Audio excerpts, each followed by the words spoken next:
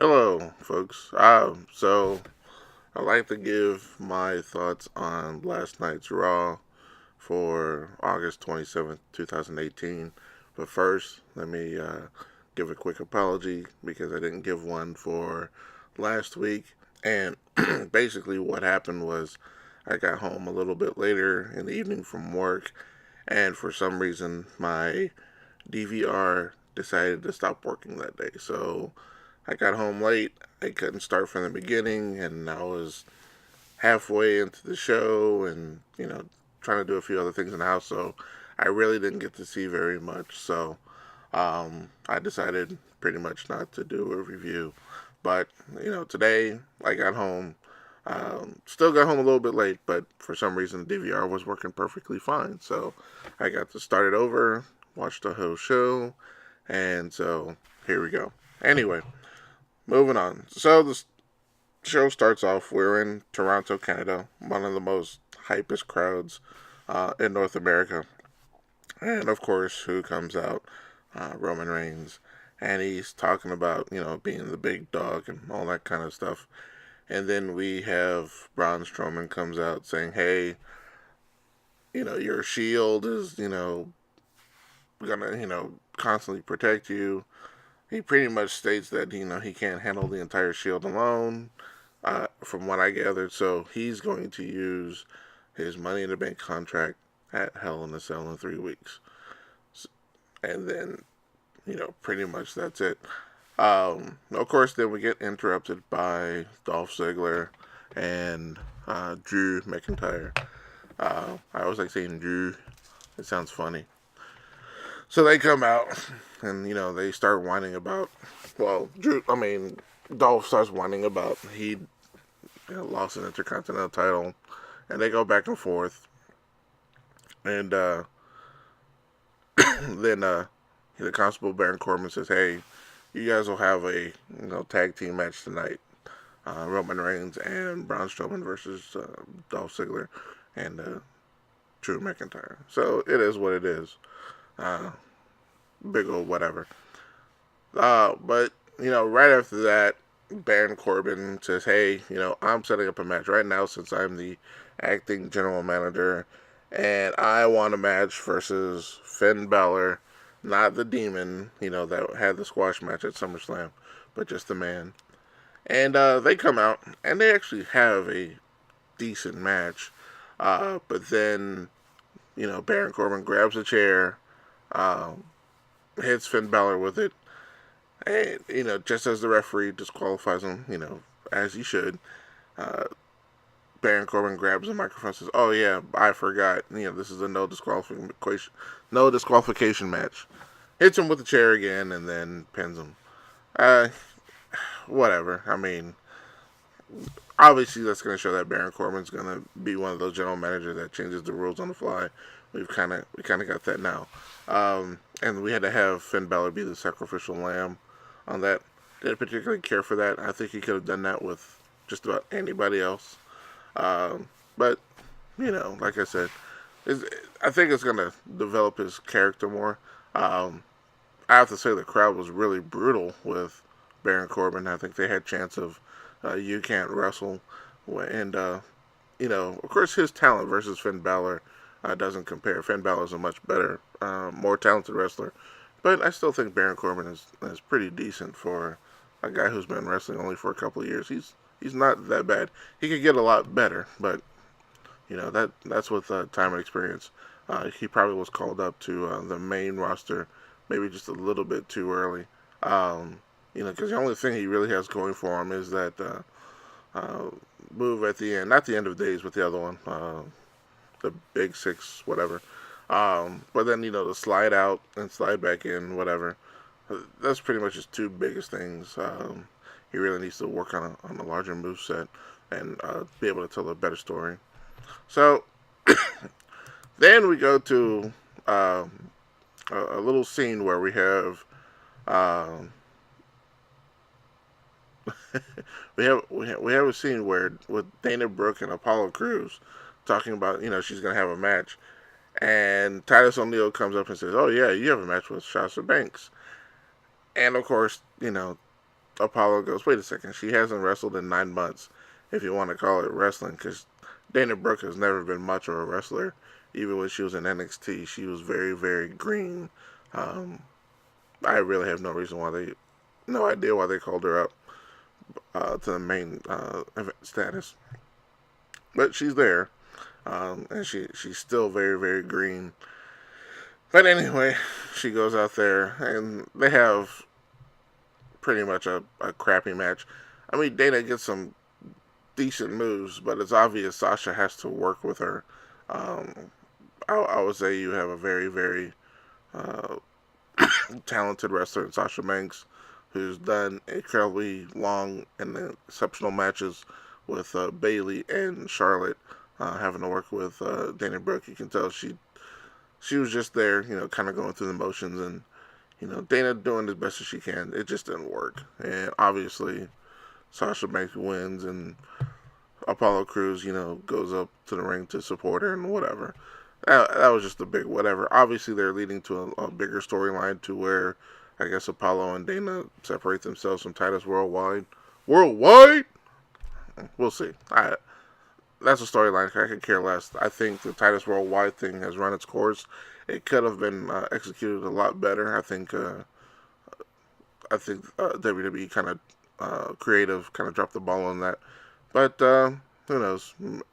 We'll see how that goes. Wow. We see, Dean Ambrose standing there. I was joking to my son. He kind of looked kind of high.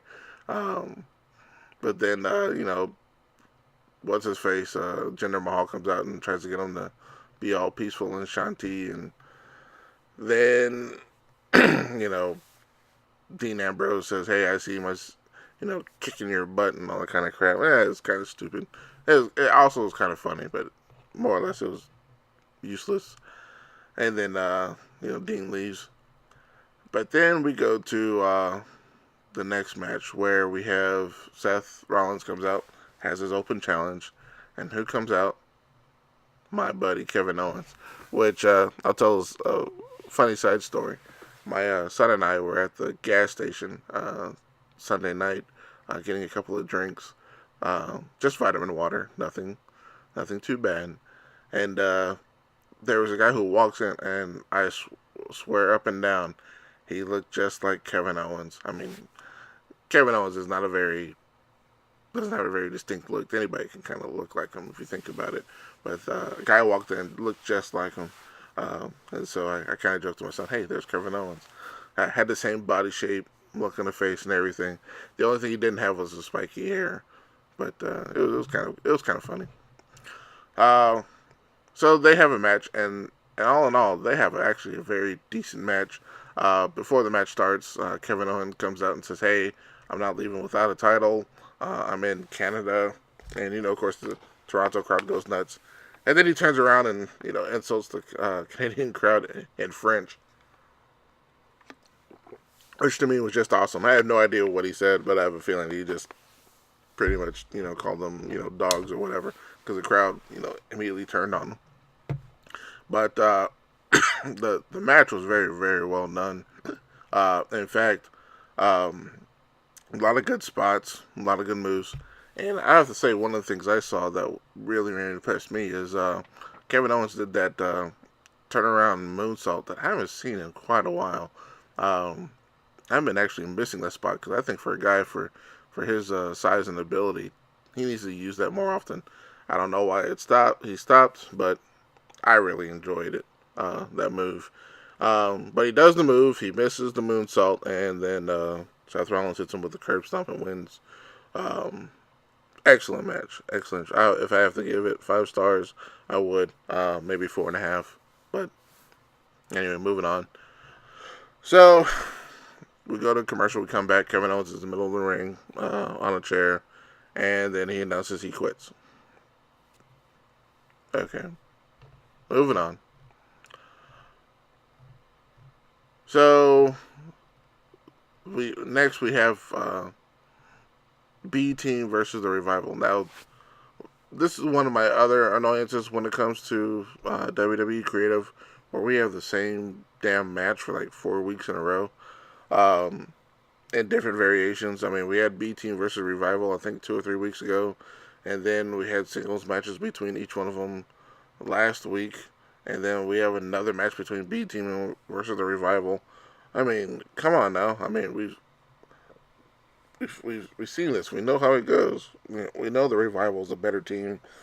B Team wins basically by luck. And I'll be perfectly honest with you. I really didn't watch this match. I stepped away to handle a few things around the house. Halfway listening to the match from the other room, and sure enough, I I believe the B team won. I mean, not the B team, the Revival won. Yeah, because they won, and then they had the championships in their hand. They didn't win the championship, but they had the belts in their hand, and they grabbed the microphone saying, "Hey, in honor of awesome, groups like the Brain Busters and other old groups, Road Warriors, uh, the B team sucks." And I actually agreed with them. I was like, that was actually a pretty decent promo. So hopefully, we can see something from this, guys. I don't want to say I hate the B team. I think the B team is actually a halfway decent tag team. I just wish they were handled a little bit better. I think I've said before, I hate their music. That whole B team, go, go, go. Oh, goodness. Get rid of it, please. Get rid of that. I think I liked the music before they moved to that. And I think they could have had just better matches with the B team and some of the guys they've had against over the past few months. But having them win by accident it just makes the tag team just a little bit too silly, in my opinion. Okay, so we cut the commercial, we come back, and we have my boy Elias come out. Come out. He plays his guitar. He insults Toronto. He does his thing. I don't know why, but I really enjoy Elias. I wish we could see him wrestle more often. He comes out, he does more talking than anything else. I mean, we see him wrestle like once every 2 months, but he's an excellent promo. He gets the crowd going, and wow, surprisingly enough, Trish Stratus comes out of all people. That was very unexpected. She comes out, she says, "Hey, you're making fun of my town. Stop that." And Elias kind of, says, "Hey, I know you want to be with me, but I don't date, 60-year-old women." that actually got a chuckle out of me. She slaps him, and then, you know, I guess he ends up leaving. Um, and then a whole bunch of other female wrestlers comes out. Ronda Rousey, Natalia, and they're in the ring hugging and whatever. Then Alexa Bliss comes out and they get to talking, and it turns into a match. It turns into a match between Alicia Fox and Natalia. Now, once again, this was another match. I kind of found myself working on something else while it was going on. Um, I forget exactly what. I think I was doing a NFL fantasy football draft at the time, so I was kind of more into that. Um, Yesterday was I mean, that night was a busy night. Um, I was doing quite a few things, so I kind of ignored that. But I did see Natalia win with a sharpshooter. Um, I think the reason why I ignored this one because obviously Natalia was going to win, and Alicia Fox, um, not really much of a wrestler. I would have preferred to see her versus Dana Brooke. Have those two kind of work together. It probably would have been a botched mess. Something not necessarily for Raw, maybe something for WWE main event. But you got to have the weaker wrestlers kind of work together to kind of work out those kind of kinks. But anyway, so we keep seeing vignettes about the Triple H and Undertaker match coming up in Australia. Um, who cares? I mean, they've had matches over and over. They've been epic matches. So you see all these old WWE guys giving their opinion, whatever. Um, and then we see a few more things. We see Bobby Lashley and Baron Corbin get to talking, and Bobby Lashley's kind of making fun of Baron Corbin, and Baron Corbin says, "Okay, I got a match for you. Go out." And then we find out he actually has to fight two people, and it's the Ascension. Now, I don't know about you guys, but the Ascension hasn't been intimidating at all as a singles or tag team group in I think 6 months to a year. So, in no way, shape, or form did I feel that Bobby Lashley was in any danger at all. So, of course, Bobby Lashley whoops them both, pins, match is over. Whoop de doo. Moving on. That was I have to say that was pretty stupid. Um, then we go to Dean Ambrose versus Jinder Mahal. Um, Not a bad match. Actually, those two were working together pretty decently. Um, another match I was kind of half paying attention to because I was still doing the fantasy football draft, but it was a decent match. I have to admit, and I have to give props to my son because when he saw Dean Ambrose come back a couple of weeks ago, he said Dean Ambrose looked jacked and in better shape.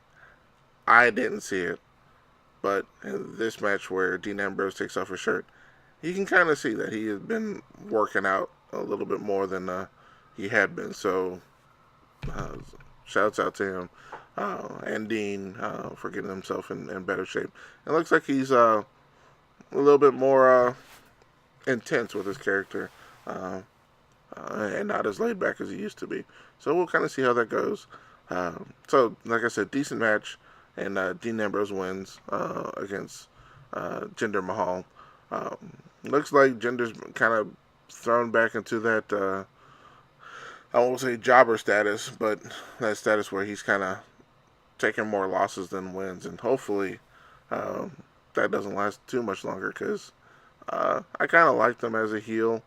Um, so hopefully he can kind of turn things around soon, but we'll see.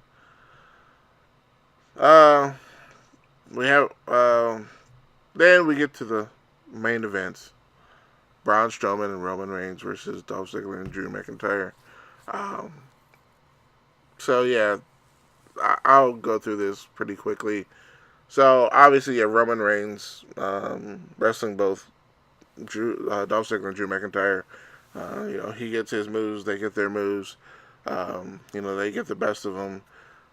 They go back and forth, and then finally, Roman Reigns gets the tag on Braun Strowman, and Braun Strowman does nothing. He doesn't come into the ring, and then everybody's kind of going, "What the hell?" And then he finally does come into the ring, and then proceeds to let Drew and Dolph continue to beat on Roman, and then he joins in on beating on Roman. So obviously, Braun Strowman is now full heel. Um, at least that's the way it's looking. The Shield comes down, but it was weird because first it's uh, Dean Ambrose comes down. Dean Ambrose versus three guys. That's not going to work. He gets taken out quickly. And then Seth Rollins comes down. Looks like he's still grabbing on the shoulder. I think he tweaked it with his match with Kevin Owens, and he gets taken out. So that just made no sense. But anyway, uh, so the Shield is out, and you have Braun, Dolph Ziggler, and Drew McIntyre holding hands up high over everybody laid out in the ring. And so I think it's pretty much safe to say that Braun is the bad guy now, and that's pretty much the end of it. Um, Interesting swerve. I thought the way it was gonna go was Braun was gonna take the tag, take out Drew and Dolph, uh, win the match, and then as they shake hands and when I say they, Braun and Roman shake hands. Then Braun, turns on Roman and does a few moves on him and walks off. Still to the delight of the crowd, but so this was a little bit different, where he goes full on heel, but that's okay. I have no problem with that. But I would say halfway decent show. Uh, if I had to give it uh, a grade, I would give it a solid B. They really need to work on. I mean, there wasn't a million matches that were only 2 minutes long, which was fine. The 3 hours actually went by pretty quickly, uh, but I really hope we can have some not having the same matches every single week. They have a loaded roster. You have a lot of guys that we don't see for weeks, if not months at a time, that they could probably do something storyline wise. It almost gives me the feeling that WWE Creative has one or two writers, and they're constantly writing on the main guys. You have plenty of other guys out there that are not utilized, both on Raw and SmackDown, and we need to get these guys out there and have them put some decent matches. They're very talented, and they can do some good work. You have Apollo Crews, you have Ty Dillinger, you have um, even what's his face, the guy who loses a lot, Curtis Hawkins. You have Zack Ryder, you have Mojo Rawley, you have all these guys that can do good stuff, and that's just my 2 cents. Um, and we can have I mean, we didn't even see the Authors of Pain this week. It's hard to make them the overwhelming threat they are to the tag team division when you only see them every 3 weeks. Uh, so we have to do something with those guys. They could have easily had a squash match with anybody. Maybe not WWE talent. Just grab a couple guys from Toronto. Have them come out, do a quick squash match, move on. Anyway, that's it. That's my 2 cents for the Raw this week. Like I said, of August 27th. And tonight we'll have SmackDown. Until next time, peace.